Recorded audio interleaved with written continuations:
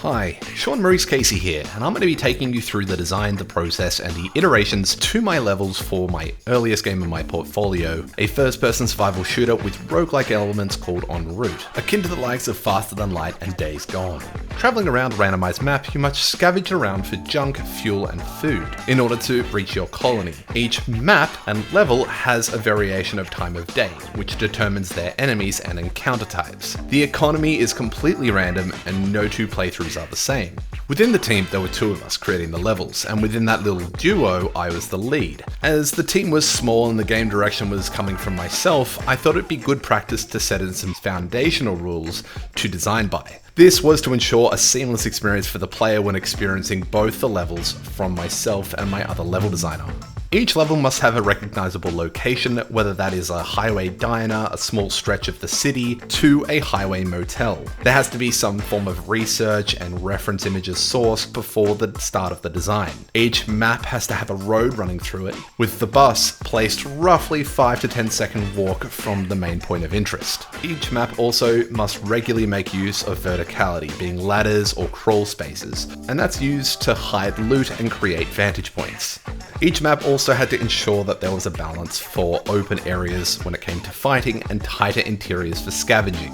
Using these rules, I created a few levels, but the two levels that I want to go through today are my motel and city levels. Now, as this is a student game, I was really trying to use this game and its level design as an opportunity for myself to learn, creating my own levels, but also borrowing design motifs and a real emphasis on trying to capture the tone and feeling of other in-game locations.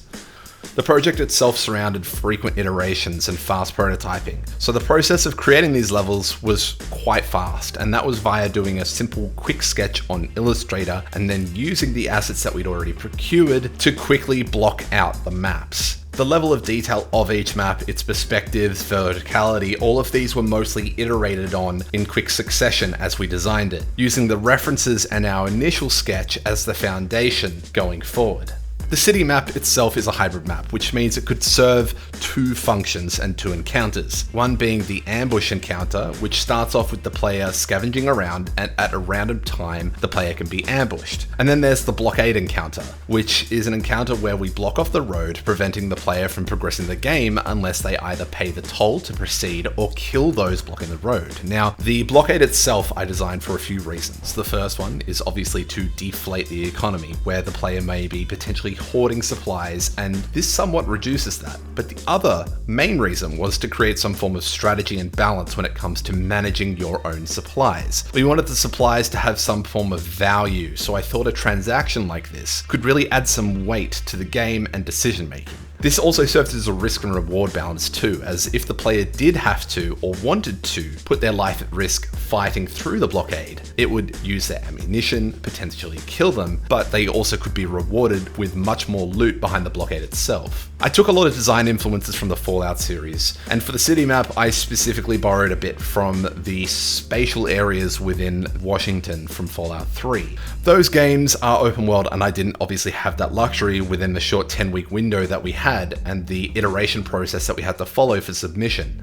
But I wanted to have two functional zones for this level, one being the blockade and the other being the city. For first-time players, I wanted the walls of the city to block off the potential of what is behind the walls, and with the blockade door being a bottleneck, luring the player into that risk. But once the player was actually past that door, I really had to make the level quickly digestible for the player, as they might run in guns blazing, and they have to make quick decisions, shooting their way through, but also trying to loot at the same time. The starting blockade zone itself had to allow for space to fight as well, along with a small area for the player to scavenge. I wanted there to be a chance, even if it's a slim chance, that there would be loot, so the player could use that to trade to get past the blockade.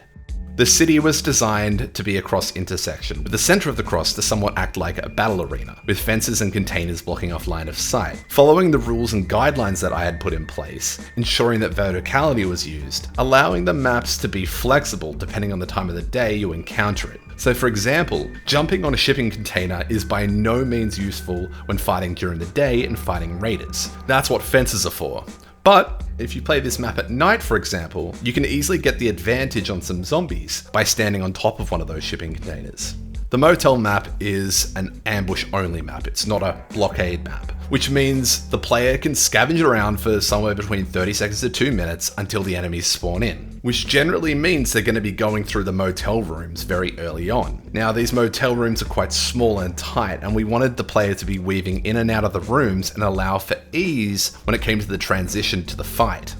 Coming back to that variety of time of day, the sunset and the night maps change the dynamics of this map as well, as both of those start with zombies already spawned in, and they're not immediately aggressive, allowing for the player to choose if they'd like to engage in combat. We wanted the car park to be a battle arena, with the enemies spawning in from far away, and we actually noticed in some playtests that players started taking pot shots at the enemies in the distance. So to counteract that, in a later iteration, I added in some enemies spawning behind the player.